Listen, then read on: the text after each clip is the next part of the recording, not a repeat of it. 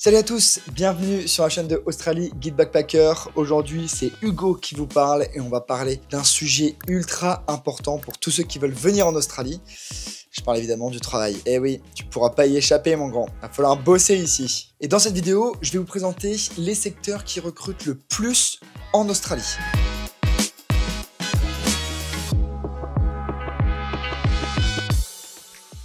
Dans la première partie de la vidéo, on va surtout s'intéresser aux jobs accessibles en PVT, donc c'est-à-dire Working Holiday Visa, c'est-à-dire les jobs qui ne demandent pas trop de qualification, on se sait, avec un niveau d'anglais, bon, c'est-à-dire que si tu parles pas du tout anglais, tu vas pouvoir t'en sortir. Ensuite, dans une deuxième partie, on va parler des jobs qui demandent un peu plus de compétences pour ceux qui souhaitent s'installer durablement en Australie, et pour cela, on verra les secteurs d'activité qui recrutent en masse, voilà, avec des compétences un peu plus poussées.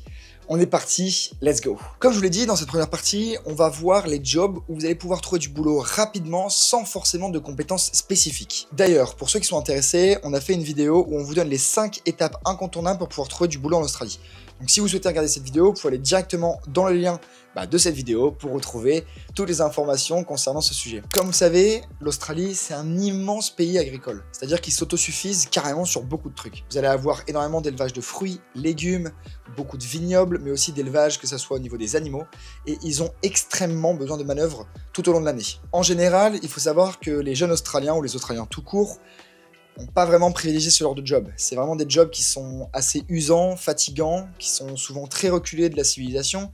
Donc généralement, vous avez une place à jouer dans ce type de job. L'avantage, c'est qu'avec ce type de job, vous n'avez pas forcément besoin d'un bon niveau d'anglais. En plus de ça, ça vous permet de faire des petites missions, puis de pouvoir retrouver ce type de job tout en bougeant dans le pays. Parfois, selon le job que vous allez choisir dans ce secteur-là, ça peut être plus ou moins physique.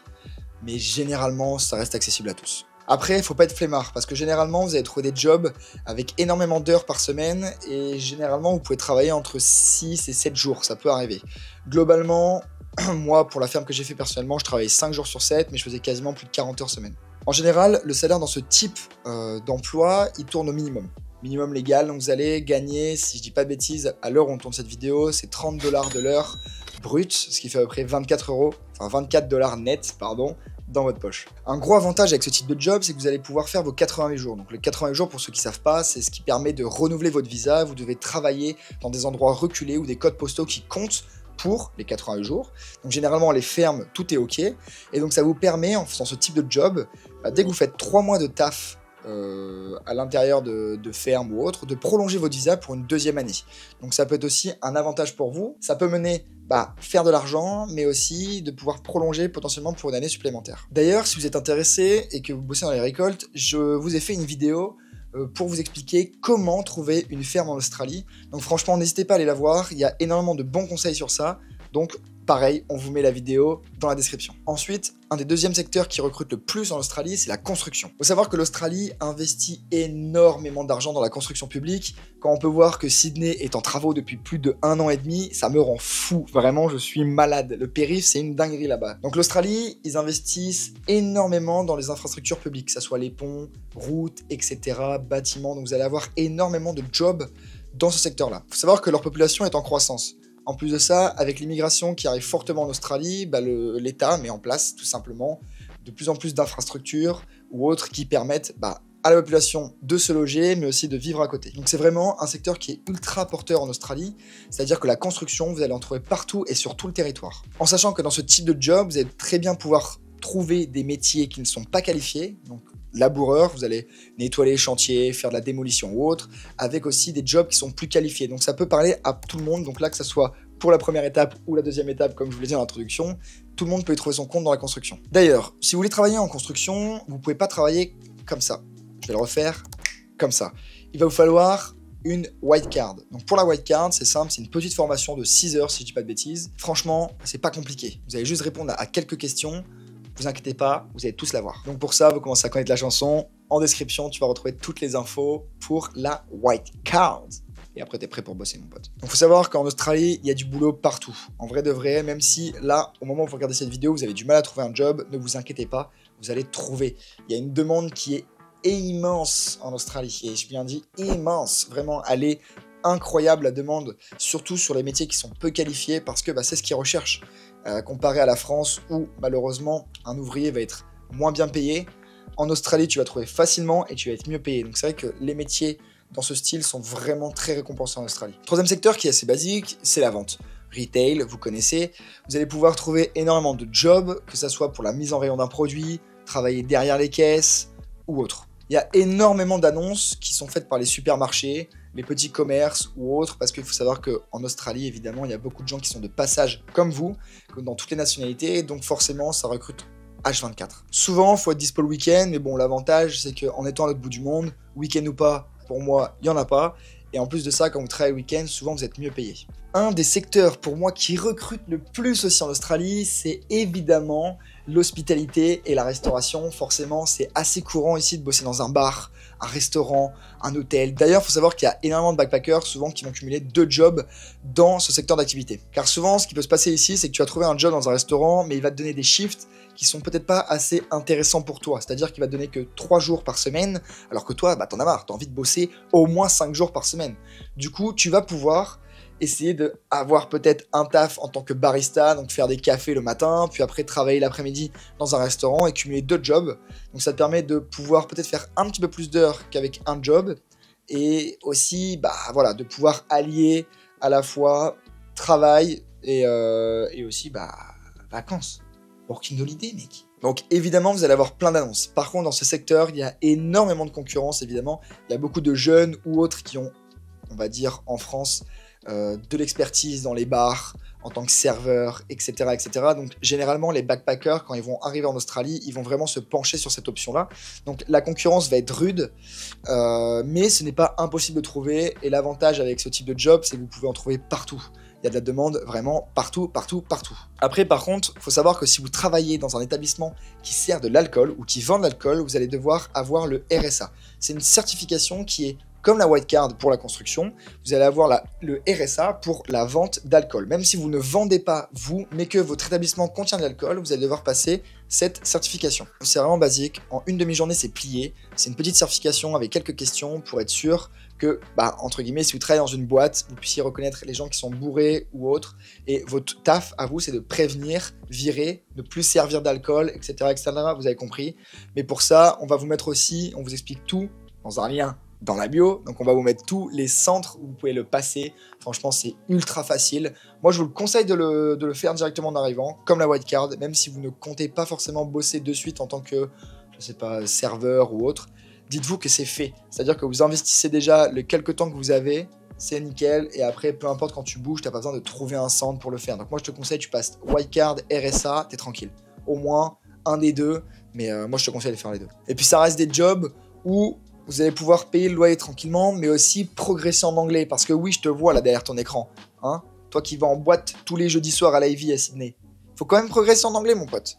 Donc c'est un bon allié pour progresser en anglais. Même si tu dis hello, goodbye, tu progresses. T'écoutes, l'oreille. Ensuite, on a le secteur qui fait le plus parler dans les auberges, le plus parler dans les hôtels, le plus parler partout en Australie. Mais même quand t'es pas en Australie, t'en entends parler.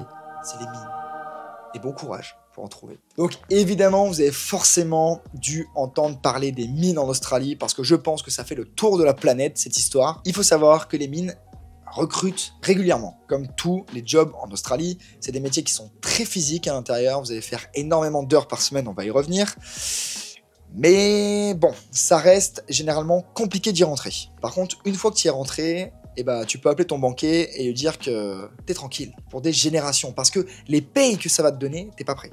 Vraiment, t'es pas prêt. C'est vrai que c'est des très bonnes payes. Le plus dur, c'est de mettre un pied dedans.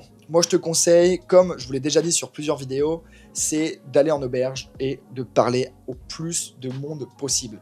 Vraiment, vous parlez et vous faites un réseau de ports en Australie. Parce que au-delà du fait de chercher un job en mine, tu vas peut-être avoir 3-4% et encore de chance d'en trouver un. Mais moi, je te conseille de parler parce que la meilleure chance pour trouver un job en mine, c'est de trouver quelqu'un qui travaille déjà en mine ou qui a travaillé en mine. Il va pouvoir te donner directement le filon et le contact direct avec la personne. Souvent, les agences de recrutement, surtout en mine, elles ont des dizaines et des dizaines et des dizaines, si ce n'est centaines ou milliers de mails par rapport à ça parce que tout le monde veut le faire. Donc moi, je te conseille vraiment, pour ça, c'est mieux d'avoir du réseau. Et bon, ne t'attends pas forcément à décrocher un poste en mine demain. Essaie de continuer de postuler. Peut-être que je l'aurai et je te le souhaite. mais voilà, ne t'attends pas à gagner 15 000 € par mois tout de suite. Après, il faut savoir qu'en mine, généralement, il faut un niveau d'anglais qui soit quand même pas trop mauvais, et généralement, ils vont te demander des certifications supplémentaires à ta wildcard. Donc c'est vrai que, par contre, si sur ça, tu décides de passer tes certifications sur d'autres choses, peut-être que tu peux être appelé plus facilement. Mais après, il y a aussi des tâches qui sont moins complexes en mine, comme le housekeeping, ou alors travailler en tant qu'électricien, faire la nourriture, etc. Ça, c'est vrai que c'est des bons postes à avoir en mine. C'est pas compliqué, tu peux peut-être le trouver un petit peu plus facilement. Et puis, ça demande pas de certification supplémentaire ou d'investir, mis à part électricien, etc. Mais si tu fais juste du housekeeping, tu n'as pas besoin de passer de certification en plus pour travailler dans les mines. Après, généralement, au niveau des mines, vous allez avoir un rythme qui va être complètement différent des autres fermes. Vous allez travailler potentiellement 2 semaines d'affilée, avec 1 semaine de repos, et généralement, vous pouvez faire des journées qui vont jusqu'à 12 heures. Donc, très physique. Donc, quand on dit que ça paye bien, oui, mais ça paye bien aussi parce que vous faites beaucoup d'heures. Donc, si vous calculez la différence, honnêtement, à vous de voir. Il faut aussi avoir un bon mental parce que vous allez être isolé de tout. Vraiment, vous allez vous retrouver tout seul et pour le coup à l'autre bout du monde, mais aussi à l'autre bout du pays. Pour plus de détails, je vous mets encore une fois en bio l'article complet sur Australia Big Backpacker qui vous expliquera tout le taf en mine. Mais c'était le récap global sur les mines, franchement compliqué, mais pas impossible. Enfin, le dernier secteur pour moi qui recrute pas mal en Australie pour les backpackers, c'est le cleaning. Donc que ça soit le nettoyage d'auberges, de voitures ou autre, ce qui est pas mal avec ce type de job, c'est que pour commencer, vous n'avez pas besoin d'un niveau d'anglais qui soit exceptionnel. Donc ça peut être parfait pour toi qui regarde la vidéo, qui ne sait pas dire « Hello, my name is Go ». Miskin, je sais pas pourquoi j'ai dit ça. Là aussi, encore une fois, vous allez avoir du mal à faire du full-time. Généralement, ça va être des shifts de quelques heures ou de 2-3 heures dans la journée, donc ça va pas vous prendre une journée complète. Ça peut être bien pour les personnes qui ont un autre projet en Australie et, je sais pas, vous décidez de faire des vidéos, des photos, vous venez juste pour découvrir le pays, bah, ça vous permet de bosser un petit peu, de rentabiliser vos dépenses ou au moins de payer vos dépenses. Pour ça, vous allez trouver énormément d'annonces sur Seek, sur Facebook ou si vous tapez sur Google Housekeeping Professional Cleaner, vous allez trouver, vous démarchez.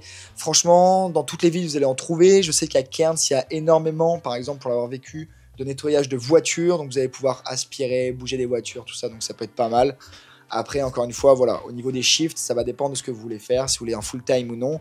Renseignez-vous bien, si vous pouvez, enfin, vous avez toujours l'option d'avoir un double job, donc ça reste à vous de voir. Donc voilà pour les 6 principaux jobs sans expérience que vous allez pouvoir trouver en Australie, ou si vous avez un niveau d'anglais qui est un peu faible, c'est un peu tout ce qu'on peut vous proposer. Moi, je vous conseille aussi l'option Uber Eats, qui n'est pas forcément mentionné dans la première étape, mais ça reste un taf indépendant qui peut être aussi en complément de ce que vous faisiez avant, par exemple barista, restaurant ou autre. Vous allez pouvoir du coup avoir une double activité, et l'avantage de Uber, c'est que vous pouvez travailler vous-même sans forcément trop de complications.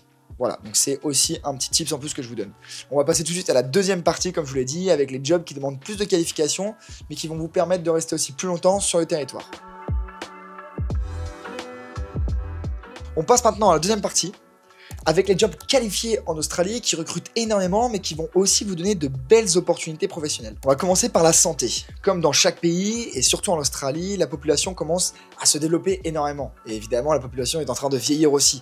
Donc vous allez avoir une énorme demande sur tout ce qui est soins médicaux, infirmerie, médecins, aides-soignants, bref, tout ce qui est médical et paramédical. Vous allez aussi retrouver des très belles opportunités pour l'avoir vécu dans mon petit village où j'ai fait mes fermes. Vous allez retrouver des EHPAD, des établissements de santé ou autres qui vont être en manque d'effectifs parce que ces endroits sont reculés, du coup ils vont payer plus et vous allez avoir des gros shifts. Du coup c'est un vrai boulevard si vous avez des diplômes reconnus. Ça va quand même demander un niveau d'anglais qui soit assez clair et concis sur ce secteur d'activité, mais vous allez quand même pouvoir vous en sortir. L'avantage, c'est que ce genre de job vous permet d'avoir un salaire qui est conséquent, mais comme je vous l'ai dit, très attractif. Avec ça, vous allez même pouvoir avoir un visa potentiellement sponsorisé. Donc ça offre le fait de rester en Australie, et en plus de ça, comme c'est quelque chose de très stable, vous allez peut-être potentiellement pouvoir fonder une carrière là-bas. Le deuxième secteur, ça tourne autour de l'informatique. Vous savez, l'Australie, c'est un pays qui se dynamise, donc forcément avec le secteur du digital et l'ambition du digital sur le long terme, vous allez avoir énormément de jobs dans ce secteur-là. Donc tout ce qui est sécurisation de données,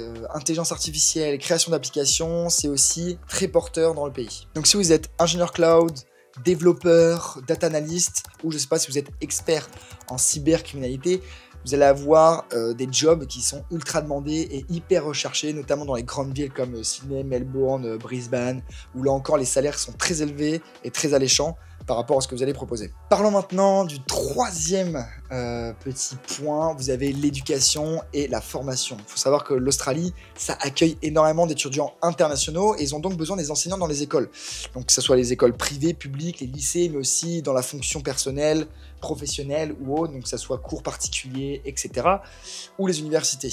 Il y a beaucoup de départs en retraite dans ce secteur et il faut savoir que le turnover, il est assez important. C'est comme dans notre pays en France ou dans les autres pays, il faut savoir que ces secteurs-là sont très recherchés de base, mais l'avantage en Australie, c'est que vous êtes mieux payé. À savoir que par contre, quand vous allez travailler avec les enfants en Australie, il va falloir passer aussi une certification, donc il ne faudra pas négliger ça, mais ça reste quand même ultra attractif et franchement, même celui qui veut donner derrière l'écran des cours particuliers en français et vous avez un bon niveau d'anglais aussi pour pouvoir allier les deux, vous pouvez faire des cours de français sans aucun problème en vous démerdant. Bref, c'est encore un secteur qui a des vraies perspectives aujourd'hui, mais surtout sur le long terme, parce que là, on parle plus du long terme. Ensuite, on va parler de la finance et la comptabilité.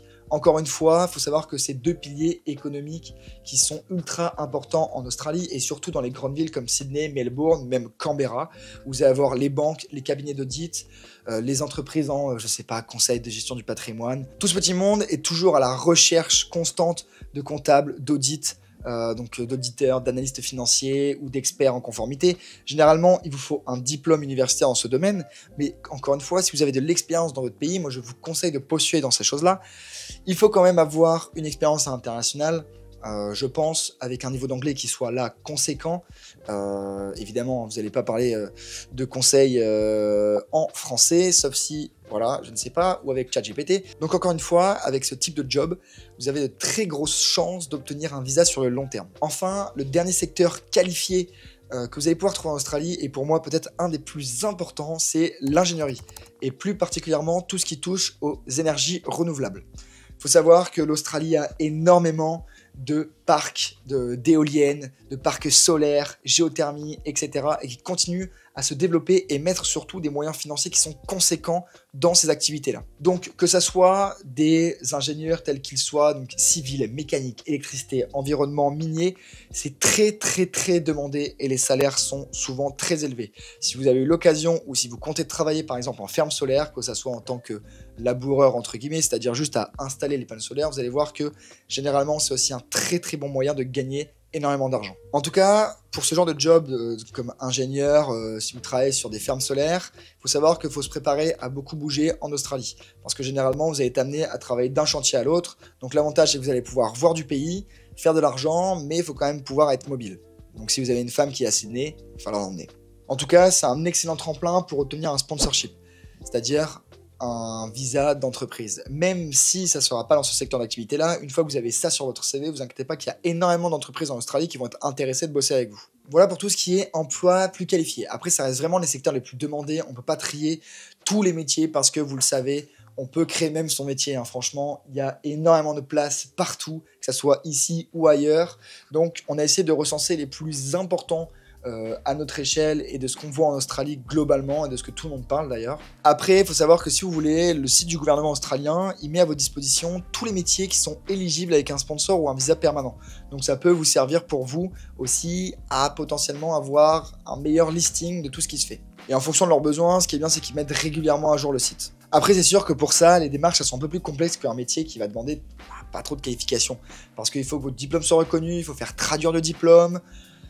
Donc bon, vous pouvez envisager de construire une carrière et de vous installer au long terme, mais au final, ça va quand même demander un peu de boulot, surtout de boulot administratif. Donc pour toi qui regarde cette vidéo, peut-être que la deuxième partie ne t'a pas trop intéressé, mais il faut savoir que si t'es pas encore arrivé en Australie ou que tu viens d'arriver, il y a beaucoup de gens qui viennent avec l'idée de faire des petits boulots, mais qui tombent amoureux du pays. Donc forcément, une fois que tu tombes amoureux du pays, bah, tu essaies de chercher les possibilités pour pouvoir rester le plus longtemps possible en Australie. Donc voilà, ça peut t'aider. Moi je te dis, même si t'as pas de diplôme, tu pourras toujours essayer d'en passer des équivalents en Australie ou autre, donc pas de souci pour ça, ne t'inquiète pas, ne sois pas désespéré s'il te plaît, il y a toujours une solution. Donc enfin bref, l'option la plus courante c'est de reprendre tes études en Australie, comme ça tu vas avoir un diplôme local, qui sera spécialisé dans un domaine, qui sera recherché, et là tu pourras avoir un sponsor ou potentiellement un visa permanent, je te le souhaite d'ailleurs. Voilà, j'espère que vous avez une vision plus claire au niveau de tout ce qui recrute en Australie. Donc pour récapituler, on va avoir les jobs pour les PVTistes. C'est-à-dire ceux qui arrivent en Working Holiday Visa comme moi ou d'autres. Donc l'agriculture, la construction, le retail, l'hospitalité, les mines, mais aussi le cleaning. Au niveau des jobs qualifiés, vous allez avoir tout ce qui est santé, cybersécurité, éducation, finance, comptabilité et après tout ce qui est ingénieur et surtout dans les énergies renouvelables. Alors maintenant, dites-moi en commentaire dans quel secteur tu te vois bosser en Australie si tu n'y es pas encore ou si tu viens d'arriver. Parce que vous allez voir, il y a des surprises qui peuvent vite arriver. C'est le pays, c'est pour moi, c'est pas l'American Dream, c'est le rêve australien. Ça a changé maintenant. 2025, c'est notre année, c'est le rêve australien. Et toi derrière ton écran, j'espère que tu vas le vivre aussi. Donc voilà, c'est toujours intéressant d'avoir vos retours d'expérience sur le sujet. Si vous avez des conseils ou autres à nous partager, n'hésitez pas, on lira avec grand plaisir vos commentaires. C'était Hugo et à très bientôt sur la chaîne de Australie Guide Backpacker. Et bonne aventure à tous ceux qui viennent d'arriver, ou qui sont pas encore arrivés, ou qui ont déjà quasiment fini leur aventure. C'est jamais fini. Allez, ciao ciao.